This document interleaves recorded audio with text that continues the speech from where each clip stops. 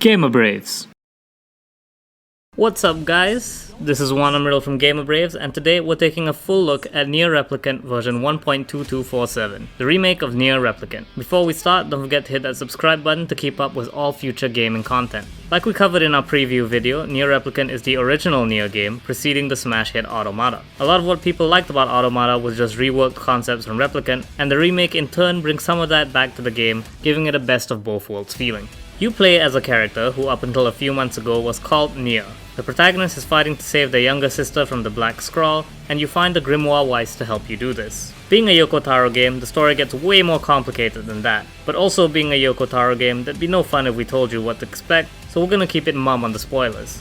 One of the big complaints about Replicant back in the PS3 days was its clunky combat. That's not so much the case with Remake, since the game's combat has been given a slight tune-up to feel way more responsive. Your character can hold only one weapon at any point in time, though they can also alternate between light and heavy attacks. These feel really snappy to do, giving the combat a good sense of responsiveness. You can also use the D-pad to swap between 3 classes of weapon, letting you easily access the right weapon for each job. Spears, for example, great at dishing out a lot of damage to single target enemies, but kinda suck once you get mobbed. Meanwhile, two-handed swords are basically walking nukes, hitting anything with the misfortune of being within your striking range. The only downside being they're slow as heck, so faster enemies are gonna get in a lot of free hits before you can do anything about it. The one-handed sword is, predictably, the middle road, having great versatility but not as much damage. There's no one weapon for every situation, so you'll definitely need to keep one of each well primed. You also can't swap them out in mid-combo, so don't start thinking just because you're a pretty boy with silver hair, you're suddenly playing Devil May Cry. You also have one of the best dodges in action games, with a hyper-responsive dodge that gets you a good distance out from whatever wished you ill will. It comes out super fast, and even if you're not holding a direction when you press it, it throws you back quite far.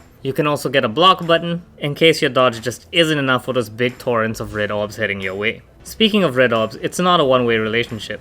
The Grimoire Weiss can also be used as a gun, letting you shoot enemies out of your melee weapon's range. Okay, technically it's not a gun, it's a spell, but let's face it, you're casting gun. It's pretty good too, letting you really pepper enemies who dare to stay out of greatsword range. You can also use other spells which give special attacks. These can have different effects based on if you tap it or hold it, and can really enhance your playstyle. Personally, I'm a big fan of Dark Scythe, which works like spiral swords in Devil May Cry, creating floating damage around you to hit stun smaller enemies. Holding it gets up to 4 of them, and it's a great way to supplement your damage or discourage risk taking by your enemies. Killing enemies also drops words, which can be used to enhance your gear. These are minor modifiers for the most part, but you'll definitely need these to keep up with the damage of some enemies. NieR Replicant also shares its predecessor's large maps, mostly faithfully recreated. I'm in kinda two minds of this. NieR Replicant came out on the PS3, which had its own limitations to work with, and I'm pretty sure that's a safe bet of why the maps were so big and empty. That being said, the big and empty vibe of the maps is now kind of part of the NieR charm, especially with the game's soundtrack factored into it. On one hand, I kinda wish the maps were made a little less faithful and took advantage of the next gen hardware to make it, not barren. On the other hand, a big empty flatland is pretty much bang on what I think of when I think of NieR, so dumping a metric ton of shrubbery would be overkill. I think the problem was that other remakes got away with making big sweeping graphical changes, so it's a little rough on the comparison when NieR just looks like a pretty PS3 game, at least map-wise. One mistake you'll probably make is not think of NieR as an RPG. While the freedom of not being bound to turns is great, unfortunately the game will still throw RPG nonsense at you, and the first of this is farming.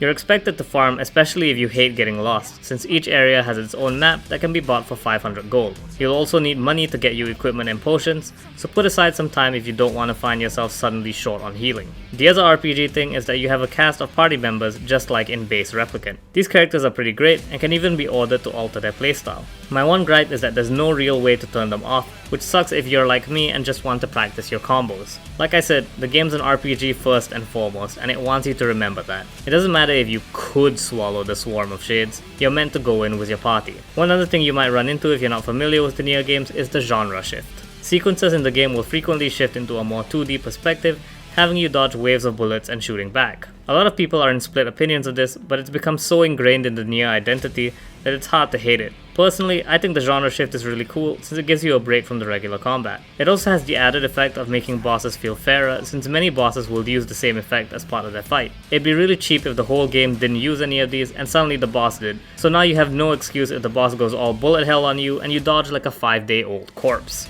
NieR Replicant version 1.2247 gets an 8 out of 10 from us. It's a great game, combining both RPG and action game elements and being pretty good at what it does. Combine that with the NieR series' great storytelling and you've got a bang-out job at fixing most of the gripes with the PS3 version of the game.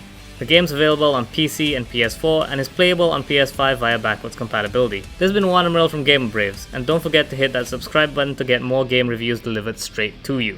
Today's comment comes from our Alchemy Stars gameplay, where Makina Icy Terror asks, "Wait a minute, why is it in English already?" Well, dear Icy Terror, the beta has an English release because the game is having an English release. It comes out simultaneously with the Japanese and Korean versions of the game, and you can also pre-order it right now. Thanks for commenting, and if you're listening to this and thinking, I want my comment to be read in the next video, leave one, and maybe it will. It's been Wan Amirul from Game Braves. See ya!